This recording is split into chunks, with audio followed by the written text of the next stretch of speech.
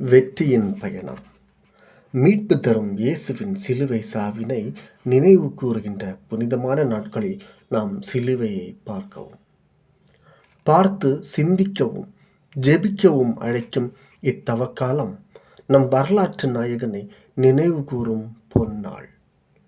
திருச்சட்டங்களை நிறைவேற்ற வந்த செம்மறி கழுமரத்தில் பலியாக சிலுவை மரத்தை தூக்கி செல்லும் கொலை பாதக நிகழ்ச்சி. வாழ்ந்து வந்த பாதையெல்லாம் வீழ்ந்து மடிந்து சருகாகி வருகின்ற பாதைக்கு உரமாகி உலகின் மீட்பரோடு உறவாட வந்திருக்கும் அன்பர்களே, சோதனையின் பாதைதான் சிலுவை பாதை என்று மட்டும் எண்ண வேண்டாம். நம்பிக்கையின் முத்திரை ஆணித்தரமாய் பதிந்து கிடக்கும் பாதைதான் இயேசுவின் இக்கல்வாரி பாதை. குற்றம் உண்மையில் நடந்தது என்ன?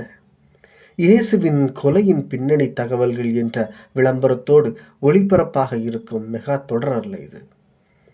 பார்வையாளர்களாக பங்கெடுப்பதற்கல்ல, சீடனாக, சிமியோனாக, வேரோனிக்காவாக, எருசலேம் பெண்ணாக நாம் மாற இயேசு விடுக்கும் அழைப்பு இது. ஆதாமும் ஏவாளும் ஆப்பிள் தோட்டம் போட்டு பாம்புகளை வளர்க்கும் பாவ காலகட்டம் இது. விண்ணரசின் மதிப்பீடுகள் நம் இதயங்களில் கொஞ்சமாவது விதைக்கப்பட வேண்டாமா? புதிய நூற்றாண்டுக்குள் புகுந்துவிட்ட நாம் நமது எல்லா பலவீனங்களையும் களைந்துவிட்டு புதிய பலத்தோடு சிறகுகளை விரித்து சிலிர்த்து வர நம்மை அழைக்கிறது.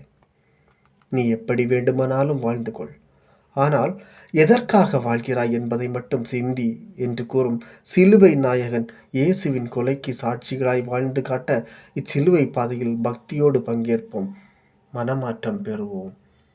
ஆமென்.